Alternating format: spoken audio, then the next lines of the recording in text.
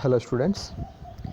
और आज के इस टैक्सोनॉमी की क्लास में हम बात करेंगे टैक्सोनॉमिक लिटरेचर के बारे में। इससे पहले हम क्लासिफिकेशन के अंदर बेंथम एंड हुकर का जो क्लासिफिकेशन है उसको कंप्लीट कर चुके हैं। तो जो एनुअल एग्जामिनेशंस होती हैं उन एनुअल एग्ज़ाम्स के अंदर जो मेन क्लासिफिकेशंस हैं, जैसे आपके सिलेबस में बेंथम हुकर है, एंगलर प्रेंटल है, तो ये बड़े क्वेश्चन के रूप में पूछे जाते हैं। इसी प्रकार से जो टैक्सोनॉमिक लिटरेचर है और इसमें जो फ्लोरा हैं, मोनोग्राफ्स हैं, आइकॉन्स हैं, इन छोटे छोटे पॉइंट्स को शॉर्ट नोट्स के रूप में पूछा जाता है। तो सिमिलरली ये टॉपिक भी क्वेश्चंस के पॉइंट ऑफ व्यू से काफ़ी महत्वपूर्ण हो जाता है, क्योंकि जो शॉर्ट नोट टाइप क्वेश्चंस हैं वो यहाँ से बनते हैं। तो आज की इस क्लास में हम टैक्सोनॉमिक लिटरेचर्स के बारे में जानेंगे। तो टैक्सोनॉमिक का तो मतलब ये होता है कि जो टैक्सोनॉमिक की फील्ड है उससे जुड़ा हुआ होगा, कि जो वर्गीकी है उस वर्गीकी क्षेत्र से जुड़ा हुआ कुछ भी होगा तो वो टैक्सोनॉमिक कहलाता है। और लिटरेचर का मतलब साहित्य होता है। साहित्य का मतलब, जैसे हम इसको सरल शब्द में समझना चाहें तो इसका मतलब ऐसे समझें कि कुछ रिटन जो लिखा हुआ या चित्र के रूप में बनाया हुआ या किसी भी फॉर्म के अंदर जो नॉलेज है उस नॉलेज को स्टोर किया गया है। और फ़ायदा ये होता है कि जब किसी भी कॉन्सेप्ट को या किसी भी डिस्क्रिप्शन को या किसी भी मटेरियल को हम रिटन फॉर्म में ले आते हैं तो वो फिर लंबे समय तक यूज होने के लायक हो जाता है। और वो जनरेशन आफ्टर जनरेशन किसी पर्टिकुलर फील्ड में जो काम करने वाले रिसर्चर्स हैं या स्टूडेंट्स हैं उनके काम में आता रहता है। तो ये मनुष्य का स्वभाव रहा है कि पेड़ पौधों के बारे में जानकारी करने की कोशिश बहुत पुराने समय से रही है। और जैसे जैसे जानकारियाँ उपलब्ध होती रही उनको लिखने का जो कोशिश है वो भी प्राचीन सभ्यताओं के द्वारा किया गया। और वो जो लिखावट है या चित्रों के रूप में जो भी प्रिजर्व है उन सभी को हम एक बड़े स्तर पे जो शब्द यूज़ करते हैं वो हमारे पास एक शब्द आ जाएगा लिटरेचर।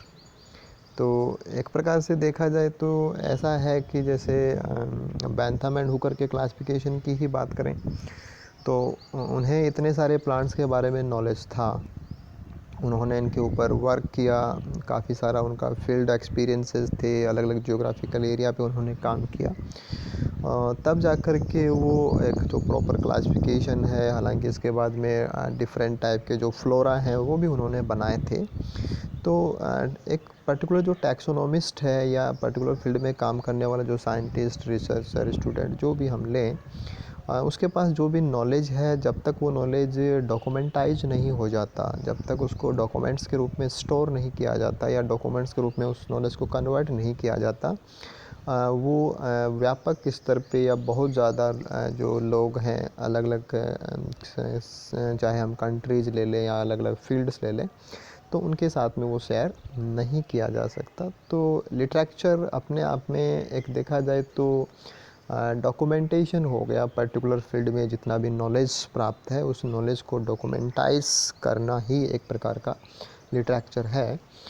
तो टैक्सोनॉमी से जुड़ा हुआ जितना भी नॉलेज, जैसे जैसे पेड़ पौधों के बारे में जानकारियाँ, उनके वर्गीकरण से लेकर के उनके नॉमेनक्लेचर को लेकर के जो भी समय के साथ आती रही, उनको जो संग्रह किया गया डॉक्यूमेंट्स के रूप में, उसको हम लिटरेचर में पढ़ेंगे। तो various forms of literature incorporating description, कि या तो लिटरेचर में जो होगा उसमें डिस्क्रिप्शन दिया हुआ होता है। डिस्क्रिप्शन का मतलब वर्णन होता है कि जो भी पर्टिकुलर टैक्सोन है, पर्टिकुलर स्पीसीज है, पर्टिकुलर प्लांट है, उसके बारे में डिस्क्रिप्शन, यानी कि उसके जो करैक्टर्स हैं वो करैक्टर्स लिखे हुए होते हैं, डिस्क्राइब किए हुए होते हैं। या इलस्ट्रेशंस होते हैं। इलस्ट्रेशंस का मतलब चित्रण होते हैं, कि एक्चुअल में हम ये भी तो कह सकते हैं कि जो एक चित्र होता है वो कई हज़ार शब्दों के बराबर होता है। तो चित्र के द्वारा अगर जो भी इंफॉर्मेशन है उसको स्टोर किया गया तो वो इलस्ट्रेशंस हो सकते हैं। एंड आइडेंटिफिकेशन कीज़ या जो टैक्सोनॉमी के पर्पज़ हैं कि जब हम किसी प्लांट को आइडेंटिफाई करना चाहें तो उसको आइडेंटिफाई करने के लिए जो टैक्सोनॉमी कीज़ इस्तेमाल करते हैं, तो जो आइडेंटिफिकेशन के कीज हैं जिनकी सहायता से हम इस फील्ड में पर्टिकुलर जो अननोन स्पीसीज हैं या जिनके बारे में हम नहीं जानते उनको आइडेंटिफाई कर पाते हैं। तो these are useful for proper identification of unknown plant. तो अगर पहले से कुछ पौधों के बारे में बताया हुआ हो, उनके चित्र दिए हुए हों या उनको आइडेंटिफाई करने के लिए कीज उपलब्ध हों, तो जो भी नया स्टूडेंट होता है, नया रिसर्चर होता है या किसी नए प्लांट के ऊपर काम कर रहा कोई साइंटिस्ट होता है, तो उसको उसके प्रॉपर आइडेंटिफिकेशन, नॉमेनक्लेचर और टैक्सोनॉमी में काफ़ी बड़ी हेल्प हो जाती है। तो एक तो पहले से कुछ नहीं होगा तो ये सब काम बहुत मुश्किल हो जाता है, और अगर पहले से ये सब लिटरेचर के रूप में हमारे पास प्रेजेंट हो तो काम करना काफ़ी आसान हो जाता है कि जो नेक्स्ट जो वर्कर्स हैं उनके लिए काफ़ी ज़्यादा हेल्पफुल हो जाते हैं टैक्सोनॉमिक लिटरेचर में जो भी चीज़ें हम इंक्लूड करते हैं। The library is therefore as important in taxonomic work as a herbarium. तो जो लाइब्रेरी है, लाइब्रेरी का मतलब एक प्रकार का कलेक्शन है बुक्स का, उसी प्रकार से जो टैक्सोनॉमिक वर्क है उसके लिए herbarium and knowledge of taxonomic literature is vital to the practising taxonomist. तो टैक्सोनॉमी के ऊपर काम करने वाले जितने भी चाहे स्टूडेंट रिसर्चर्स हों उनके लिए हर्बेरियम में जितना भी इंफॉर्मेशन प्रेजेंट है या टैक्सोनॉमिक लिटरेचर में जितना भी इंफॉर्मेशन प्रेजेंट है वो सारा का सारा काफ़ी महत्वपूर्ण हो जाता है प्रैक्टिकल पॉइंट ऑफ व्यू से, कि जब काम करने की बात आती है कि फील्ड में काम कैसे करेंगे या काम को सहजता से कैसे किया जा सकता है, उसके एंगल से देखें तो लिटरेचर और हर्बेरियम भी काफ़ी ज़्यादा महत्वपूर्ण हो जाते हैं। The literature of taxonomy is one of the oldest and most complicated literatures of science। कि अगर हम पूरे साइंस फील्ड की बात करें तो पौधों के ऊपर डिपेंडेंसी मनुष्य की हमेशा से रही है, और जब किसी चीज़ पे डिपेंड रहते हैं तो उनके बारे में जानना, पता करना ये सब स्वाभाविक होता है। तो मनुष्य ने बहुत पहले से ही ओल्डेस्ट टाइम से पौधों के बारे में जानना, उनके बारे में लिटरेचर तैयार करना, और अलग अलग जगह पे, अलग अलग टाइम पे, अलग अलग लोगों ने अलग अलग प्रकार से इसको बनाया है। तो इसका जो पूरा बॉडी है वो काफ़ी सारा डाइवर्सिफाइड है, इसलिए हम इसको कॉम्प्लिकेट भी बोल रहे हैं कि कहीं पे किसी ने कैसे बताया है, दूसरी जगह पे किसी ने कैसे बताया है, तो ये काफ़ी कॉम्प्लिकेट लिटरेचर भी है।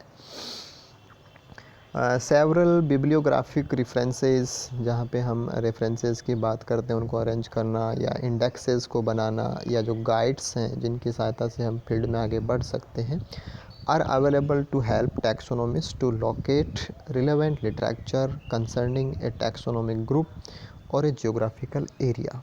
तो फील्ड में काम करने वाले जो भी लोग हैं उनको पर्टिकुलर जो भी लिटरेचर है वो कहाँ मिलेगा, पर्टिकुलर जियोग्राफिकल एरिया का या टैक्सोनॉमिक ग्रुप का मटेरियल कहाँ मिलेगा, इसके लिए भी कुछ ऐसे ऑप्शन हैं या ऐसे टूल्स हैं जिनको हम टूल्स में ले सकते हैं, जैसे कि बिब्लियोग्राफिक रेफरेंसेज हैं। इनकी सहायता से कोई भी रिसर्चर्स पर्टिकुलर टैक्सोनॉमिक ग्रुप कहाँ मिलेगा उसको ऑक्यूपाई कर सकता है, इंडेक्सेस की सहायता से उसको असेस कर सकता है, और गाइड्स की सहायता से पर्टिकुलर जो भी लिटरेचर पर्टिकुलर जिसकी आवश्यकता है, हालांकि लिटरेचर बहुत सारा है, उसमें से आपके काम का क्या है या हमें कौन सा काम में लेना है उस तक हम कैसे पहुंचेंगे, इसके लिए बिब्लियोग्राफिक रेफरेंसेस, इंडेक्सेस, गाइड्स ये सब काम आते हैं। द मेजर जो लिटरेचर में जो चीज़ें हम नॉर्मली काउंट करते हैं उनको हम वन बाय वन करके अब देखते हैं।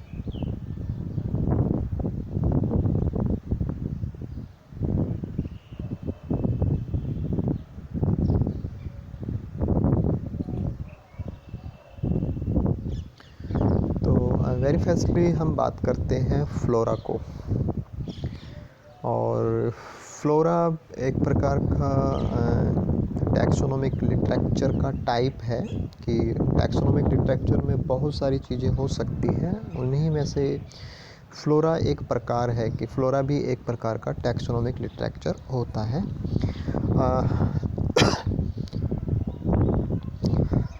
फ्लोरा इज़ एन इन्वेंट्री का मतलब ये है कि उसमें काफ़ी कुछ जो जांच है, जो इन्फॉर्मेशंस है पर्टिकुलर एरिया संबंधी, वो सब होता है। Inventory of the plants of defined geographical region.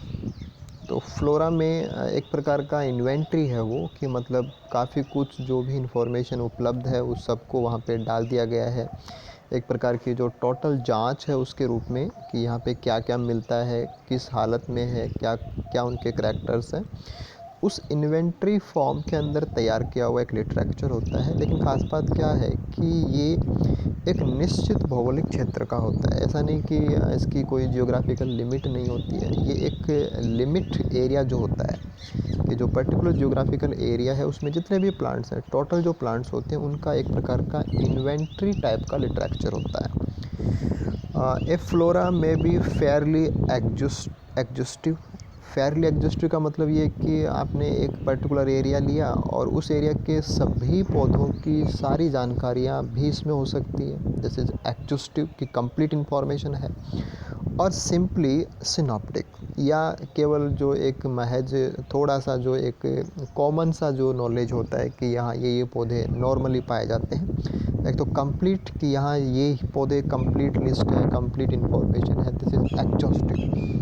ये डिपेंड करता है कि फ्लोरा को तैयार करने वाले जो टैक्सोनोमिस्ट हैं उन्होंने काम कितना किया है। तो कम्प्लीटली अगर एक्सप्लोर किया गया है पर्टिकुलर एरिया को, तो एग्जॉस्टिव बनाया जा सकता है फ्लोरा, जिसमें सब कुछ शामिल कर लिया गया हो। या जो पर्टिकुलर जो मैन है, जो पर्टिकुलर जो स्पेसिफिक जेनरा ग्रुप्स हैं, इन सब को लिया गया हो। तो ओवरव्यू के रूप में हो तो सिंपल सिनॉप्टिक भी हो सकता है, और कंप्लीट इन्फॉर्मेशन अगर उसमें हो कि ऑलमोस्ट सभी स्पीसीज़ को ले लिया हो, तो वो एग्जॉस्टिव भी हो सकता है। तो ये एक लेवल की बात हुई कि फ्लोरा है वो एग्जॉस्टिव टाइप का भी हो सकता है और सिनॉप्टिक प्रकार का भी हो सकता है। लिस्ट्स ऑफ द फ्लोरा, कि अलग अलग जो फ्लोरा हैं उनकी लिस्ट हमें कहाँ मिलेगी, may be found in the geographical guide to the floras of the world by SP. Black. तो ये कुछ गाइड्स हैं। गाइड्स का मतलब एक प्रकार का गाइड्स भी लिटरेचर ही होते हैं, लेकिन हम वहाँ पे लिस्ट हैं, उन लिस्ट में देख सकते हैं कि हमें पर्टिकुलर फ्लोरा चाहिए तो हमें किस रूप में मिलेगा। ठीक है, a guide to the standard floras of the world by Frodin, depending on the scope and area जो भी हम कंसर्न कर रहे होते हैं। तो हमें कौन से एरिया का और किस लेवल का हमें फ्लोरा चाहिए, वो हम इन गाइड्स की सहायता से ट्रेस कर सकते हैं। अब इन फ्लोराज को हम कैटेगराइज कर सकते हैं, कि फ्लोरा के हम कैटेगरी बना सकते हैं। सबसे पहले बात करते हैं लोकल फ्लोरा। लोकल का मतलब स्थानीय होता है, किसी छोटे से एरिया से जो कंसर्निंग होता है उसको हम लोकल बोलते हैं। तो लोकल फ्लोरा कवर्स ए लिमिटेड जियोग्राफिकल एरिया। तो नाम से ही समझ गए थे कि फ्लोरा है वो जियोग्राफिकल एरिया के लिए डिफाइंड होते हैं, कन्फर्म्ड होते हैं, और लोकल है तो एरिया काफ़ी छोटा होगा। इस छोटे एरिया में क्या क्या हो सकता है, जैसे किसी स्टेट की बात होगी कि केवल एक स्टेट का फ्लोरा है, एक कंट्री का फ्लोरा है, एक सिटी का फ्लोरा है, कोई एक पर्टिकुलर घाटी है उसका है, कोई पर्टिकुलर एक माउंटेन है उसका फ्लोरा है। तो एक छोटा और निश्चित क्षेत्र अगर हो और उसका फ्लोरा अगर बनाया गया हो तो वो लोकल फ्लोरा की कैटेगरी में आएगा।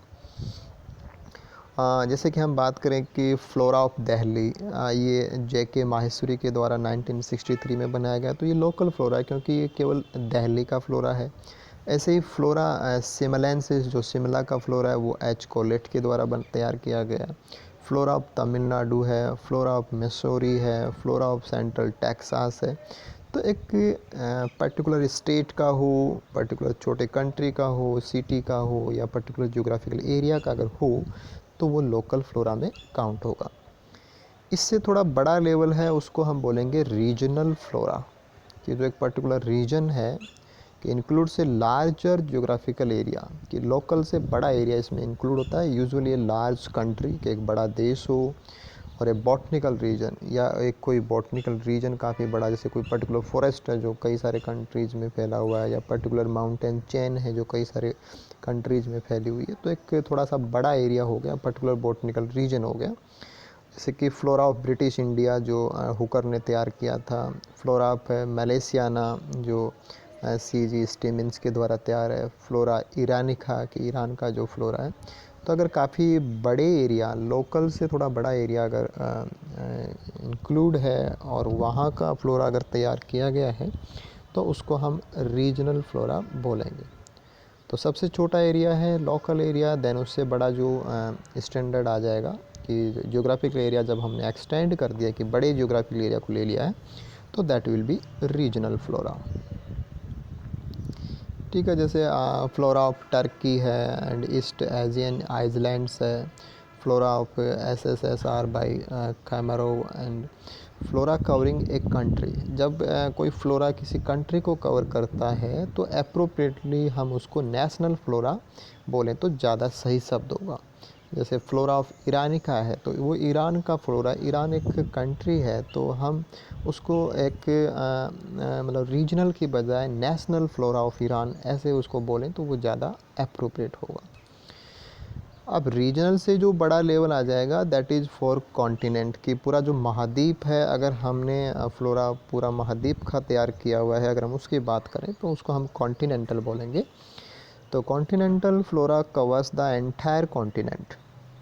जैसे कि फ्लोरा ऑफ यूरोप या जिसमें पूरा यूरोप है, जैसे prepared by Tutin et al, and flora of australiensis जो बैंथम के द्वारा तैयार किया गया था। तो यूरोप एक पूरा कॉन्टिनेंट है, ऑस्ट्रेलिया एक पूरा कॉन्टिनेंट है, महाद्वीप है।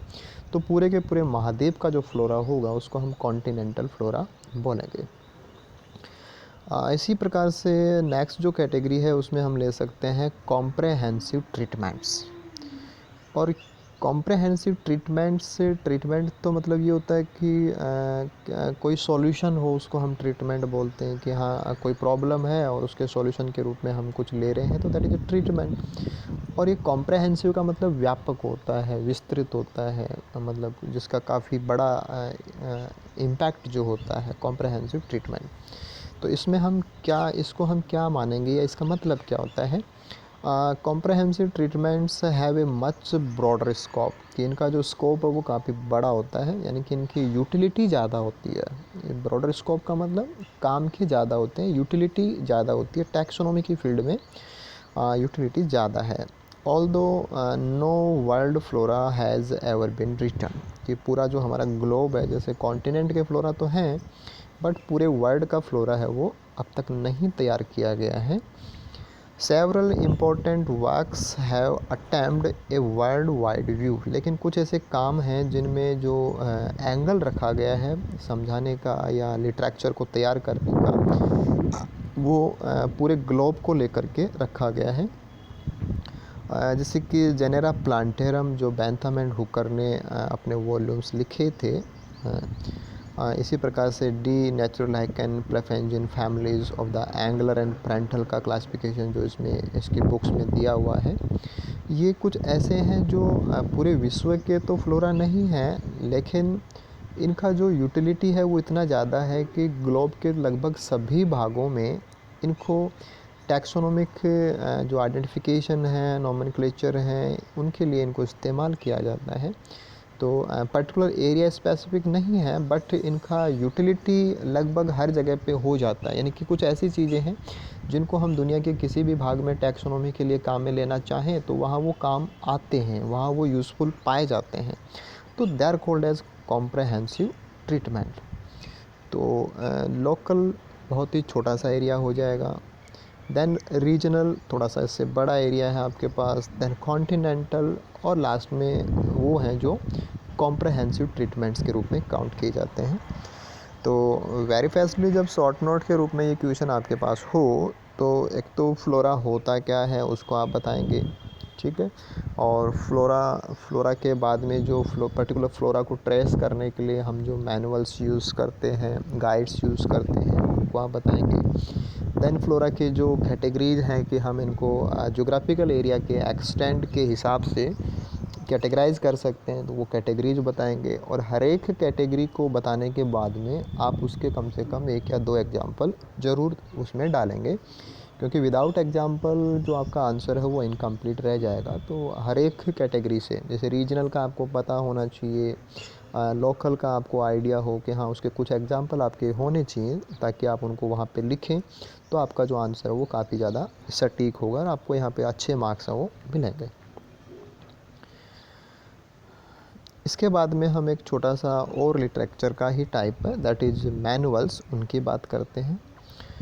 ए manual is more exhaustive. Exhaustive का मतलब इंफॉर्मेशन कंप्लीट ज़्यादा होती है, यानी कि जितने भी प्लांट्स हैं उनकी लगभग की जानकारी वहाँ पे हो गई। तो मोर एग्जॉस्टिव ट्रीटमेंट देन ए फ्लोरा, कि फ्लोरा से भी ज़्यादा इंफॉर्मेशन उसमें होती है। Always having keys for identification, इसमें आइडेंटिफाई करने के लिए जो कीज हैं वो भी दी हुई होती है, डिस्क्रिप्शन भी दिया हुआ होता है और ग्लॉसरी भी होती है। ग्लॉसरी का मतलब जो पिक्चोरियल प्रेजेंटेशन है, पिक्चर्स के रूप में जो प्रेजेंटेशन होता है प्लांट्स का या उनके पार्ट्स का, वो भी दिया हुआ होता है, but generally covering specialise group of plant. Flora में किसी एरिया के सभी पौधे आ जाएंगे, वहाँ पर्टिकुलर टैक्सोनॉमिक ग्रुप्स का मामला नहीं होता है, टोटलिटी ऑफ प्लांट्स का मामला होता है। लेकिन मैनुअल्स में किसी स्पेशलाइज ग्रुप ऑफ प्लांट्स का ही होता है, यानी कि वहाँ पे टोटल जो प्लांट्स हैं वो शामिल नहीं होते हैं, किसी खास ग्रुप के जो प्लांट्स हैं हाँ उनका एग्जॉस्टिव ट्रीटमेंट होता है।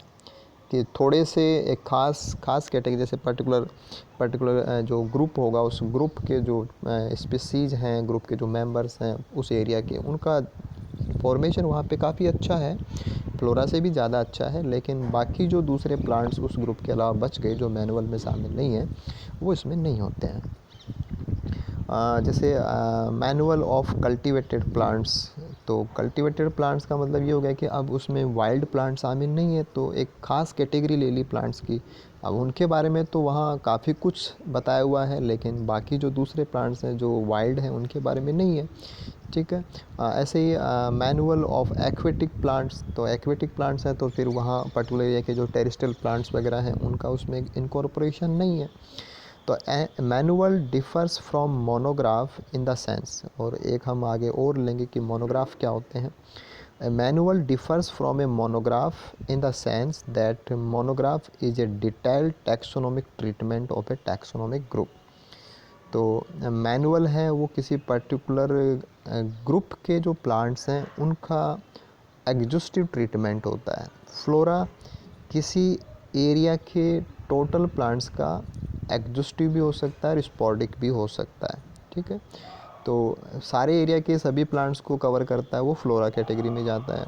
और किसी खास ग्रुप के पौधों के कंप्लीट इन्फॉर्मेशन जहाँ लिटरेचर के रूप में तैयार होती है वो मैनुअल्स की कैटेगरी में जाएंगे।